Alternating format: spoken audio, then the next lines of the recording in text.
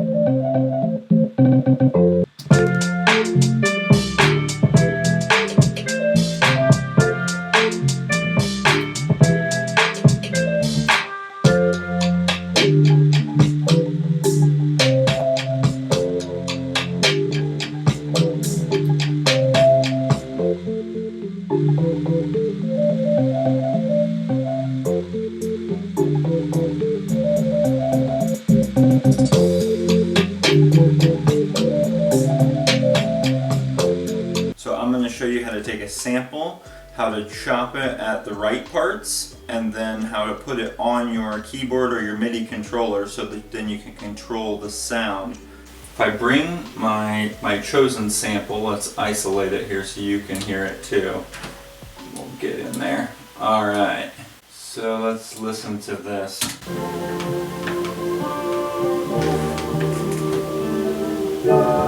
It's nice, it's like a R&B sort of vibe. Really love the chill feel. Okay, so now we've got our sample that we like. There's a couple ways of going about this. So first you have your sample. It's usually pretty naked, and it might even look like this. The first thing you want to do is click this, because then it will give you like a larger version. You can really see what's going on there. It just sort of amplifies the waves, right? Then flex. This is for timing. Flex tool. This will also show you your transient marks. These little dotted lines here are called transient marks. They're basically where there's like a change in volume to some extent, or possibly a change in pitch, and your computer is automatically detecting that. Logic is detecting that for you. So if it doesn't show up, you might try clicking this on and off one time. Sometimes you have to sort of reanalyze the track just singularly. It won't do the whole project at once until you ask it to do that track or that sample specifically. So you got your transient marks here. The first way to do the sampler is probably just to right click, and then you'll find slice at transient marks here. Now, before we do this, I already know what I'm going to do. Let's see. I'll go in the wrong way first. So if we click slice at transient marks, we get these slices into different regions. Now the problem is, some of these regions, like this one here, are going to be super short, and it's going to last for a millisecond. You want it to be able to play out a little bit on your keyboard. So I would say grab all of these and then drag, but you can't drag because there's not any more information on the other side of this to drag to. So it stops you from being able to drag any of them because of this end one, really. Because of the end ones, you can't drag them out farther. Over here, yeah, you can drag, because you have audio information that follows that sample, right? That follows that region. So let's go back, put it back together again. Okay, so what I do starting out is I actually would double up over here, join them together. This is Command J. Yes, we want to create new audio file. Now you have a bigger piece. All we really care about still is this first half.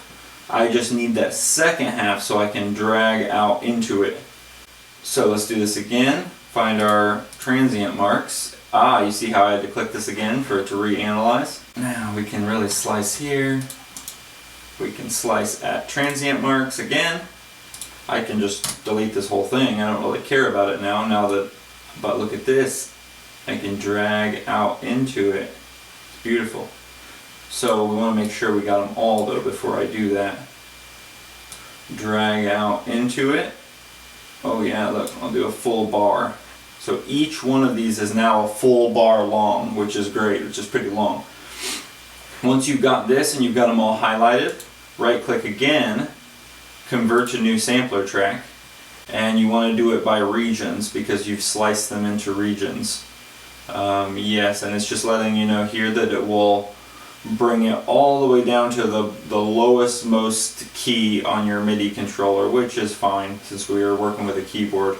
If you're working with a drum pad of some type, you might have to make sure that these are the correct keys for your drum pad, but get it in there and it will create basically a new MIDI track where you have all of them being sounded together. It mutes your top audio track as well. So let's see if I just play this. Sounds a bit weird. The reason it sounds a bit weird here is just that they're kind of overlaying in a strange way, so you're hearing ones going in and going out at different times, and it's creating a sort of, almost a sort of vinyl feel, which is kind of an interesting thing. But so we don't actually need this. We can delete that. What it's created here though is in the EXS24. We can go into that, edit, and you'll find all your keys down here. These are all the keys that we have hit.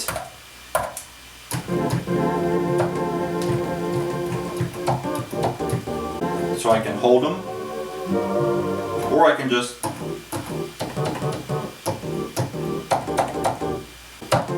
pretty interesting.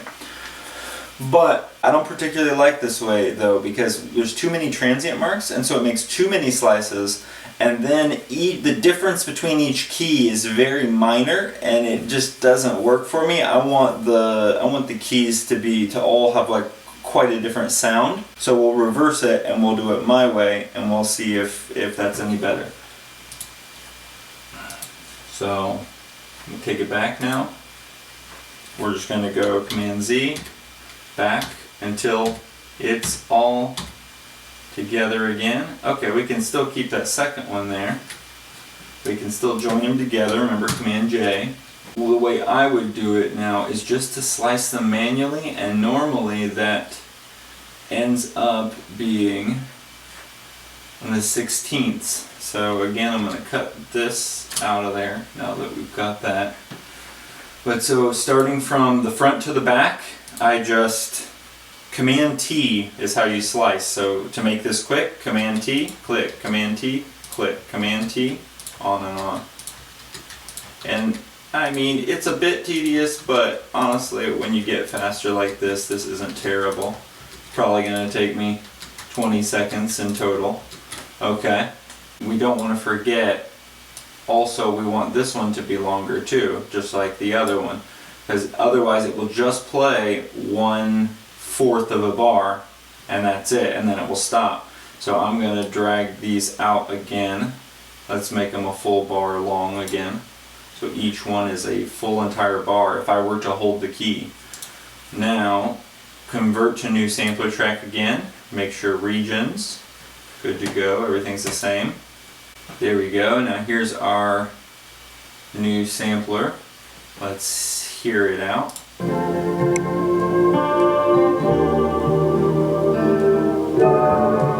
Nice. Okay, again, you can hear those weird little sounds, but that's just because of the way that they're stacked over top of each other.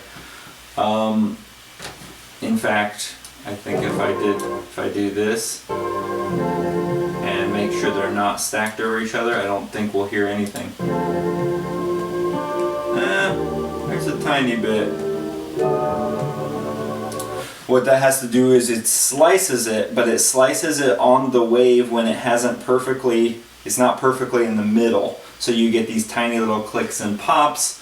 Sometimes those pops are annoying and bad. Sometimes they can be removed by taking the treble out of your EQ. Let me show you what I mean here. Okay, removing the treble. Let's see how that really deadened the clicks or pops a lot. They're still subtly recognizable back there. But then I'll also tell you that honestly, chopping, in a way, those pops kind of sound nice. They have a sort of vinyl-esque aspect about them. And also, you're chopping. You want it to sound a bit haphazard and messy. That's the point of the whole thing. Okay, so now we're going to go back into the EXS24 and edit. Okay, now these are my 16 regions basically that I sliced it up into. One thing I like to do here is right now they're on the white and black keys too. That's totally fine. If you like the black keys, go with it. Just play with it as it is right now. Sometimes I can be a little bit weird, and I like them to all be on the white keys just because I feel like I can experiment a little bit better if they're all on the white keys. The black sort of gets in the way of things that I might otherwise discover. It's your preference, but I'm going to show you how I do that real quick. So I know I have 16 keys. I happen to know that the 16th white key out here is going to be D0. So I go ahead and drag this. This is just from previous times that I've done it. I've just memorized where it's going to be. So I'll actually drag these out and notice that I am setting them only on the white keys, and that's just for the sake of convenience. Again, when I start experimenting around with it, I want it to be just white keys. So now, if you look here, uh-oh, we have a problem. It's assigned to pitch. So it's changing the pitch of each one that I play. And this would be very problematic if we want to stay in key. We don't want the pitch changing. So let me show you. If it does that automatically, here's how you change it. Shift and click them all. Get them all highlighted, right? And then take off pitch. Now there's some other cool functions here. You can do reverse, which will actually reverse all of your samples. Can be useful.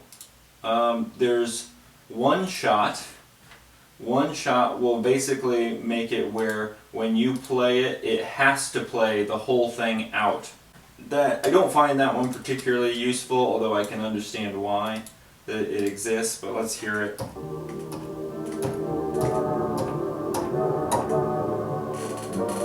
So you can see when I do that, it's like it gets a little bit confusing because you've got like 3 or 4 samples all playing at the same time. So yeah, I'll just leave them all blank right now. I want them just pure, unadulterated. Let me figure out, play around here and figure out something we would do with this. I'm saving the sampler instrument. I think because I made changes to it, I had to save it. Here's one that I actually made with this same sampler instrument before. So I'll just drag this in here and show you.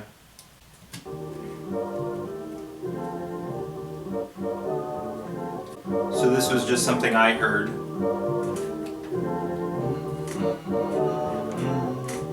So I started out with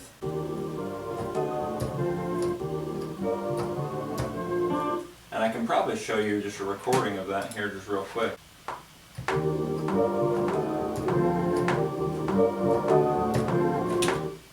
So we got that. And of course we want to quantize it. I think if I click this here and I choose note velocity, we do Command A for all, and I can put them all at the same velocity, so they all hit at the same volume.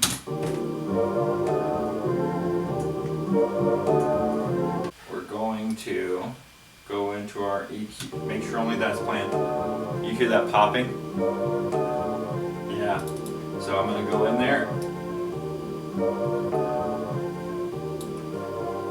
Wow, killed the popping pretty much entirely. Maybe take out a little bit of that.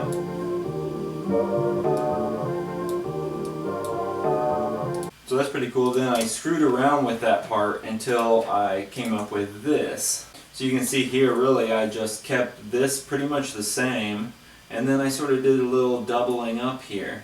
Double, right?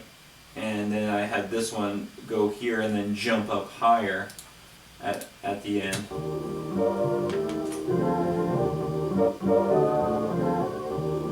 This just adds some variation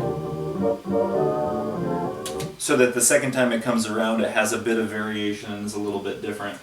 I'm going to keep this part for maybe a part C, but I actually already have another part B to kind of show you this example too. So again, there's our full beat.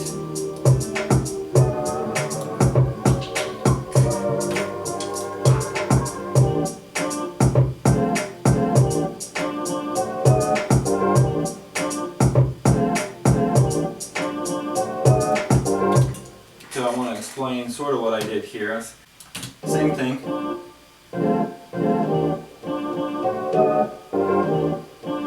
I might have worked a little longer on this one. I liked the way it sounded a little bit better. And then I just duplicated it down another track. I did Command D, duplicated the track, and pulled the same exact thing down below it. But what I did differently on this one was I went into the synthesizer, to the EXS. I pulled the tuning down to -12. I pulled it down a whole octave. And then I brought the volume down on it too. I don't want it overbearing, so I just put it here. Very light, but it adds a nice ethereal sort of backing reverb mush back there. I like to sort of dirty it up a bit like that. So it's very subtle. So now I'm going to show you what I do next here. This is just personal. I want to take this and actually bounce it in place now, which will turn it into an audio file. So instead of those, we now have this.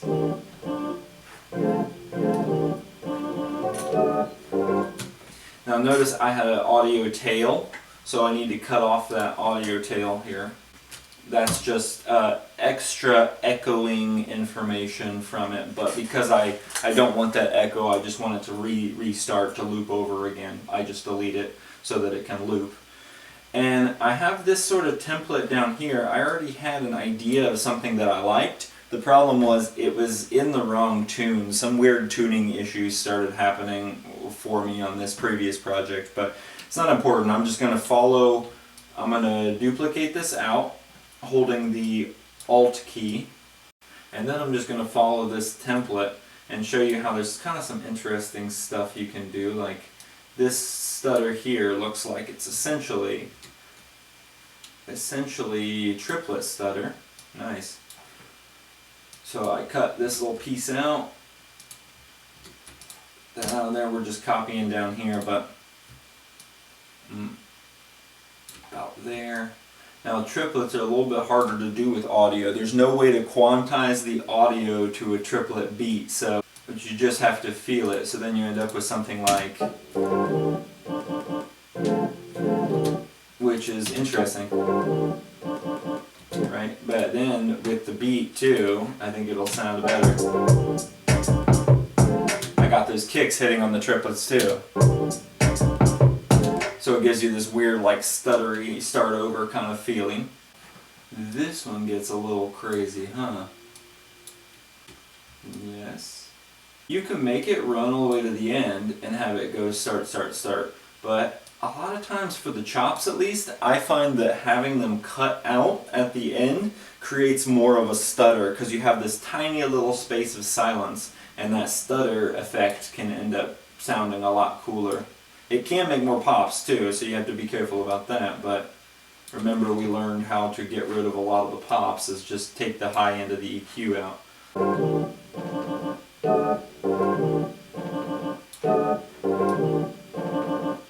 In this previous one here, I actually took this region and I reversed it. You can see it's different than here. So if I want to reverse this one, we come up to region. This is just a quick way to do it. And there's a little reverse checkbox. Very convenient. Bam, just reversed it. So that's the nice part about the sampler tracks, is you use the sampler track to make what you want, but if you don't need to make anything more and you've already bounced your stuff to audio, you've already bounced your chops to audio, then you don't really need anything more with it. You can just delete the tracks and then be left with nothing but audio to manipulate, which is a good place to be, I feel like. So let's clean it up a little bit here, see what we got. So I'll show you. Oh yeah.